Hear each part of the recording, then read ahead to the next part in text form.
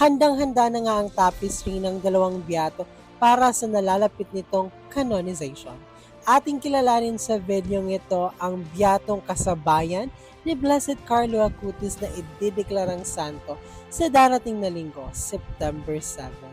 Siya po ang biyato na kahit sa huling sandali ng kanyang buhay, mas inisip at inuna ang mga taong kanyang tinutulungan. Praise be God through His saints. Ito po si Blessed Pier Giorgio Frassati na taga-Italia. Ang kanilang pamilya ay kilala sa pagiging mayaman at prominente. Ang kanyang buhay paglilingkod sa mga nangangailangan sa mga mahihirap ay maihahalin tulad natin sa buhay ni Blessed Carlo Acutis at ni Blessed Alberto Marvelli. Yung tipong kahit yung kanyang pamasahe dapat sa bus ay kanya pa rin ibinabahagi sa mga nangangailangan. Kahit itakbo niya na lang yung pauwi, maabutan niya lang or maging on time lang siya doon sa oras ng kainan. Mahilig nga sa sports itong si Blessed Pier Giorgio Frassati.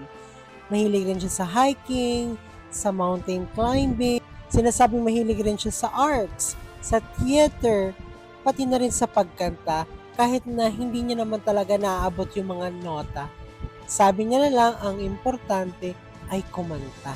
Nagugulat nga yung ibang mga tao kapag nakikita nila na ang isang Frassati, nakikita nila si Pier Giorgio na merong tinutulak na kariton, na merong mga gamit ng mga naghahanap ng matitirhan.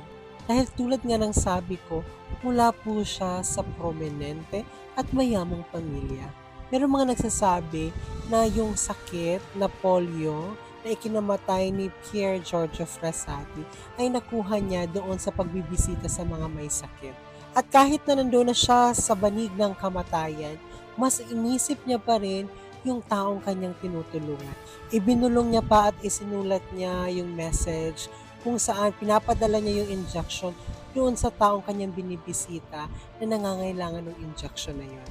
Nung mamatay si Blessed Pier Giorgio Frassati, doon na nangyari yung gulatan, kung saan nagulat yung kanyang pamilya dahil marami ang nakiraman. Iba-ibang mga mukha, merong mga mayayaman, merong mga mahihirap. Doon nila na-realize at nabuo yung kwento kung saan kaya pala nalilate siya sa pag-uwi. Abala siya sa pagtulong sa iba.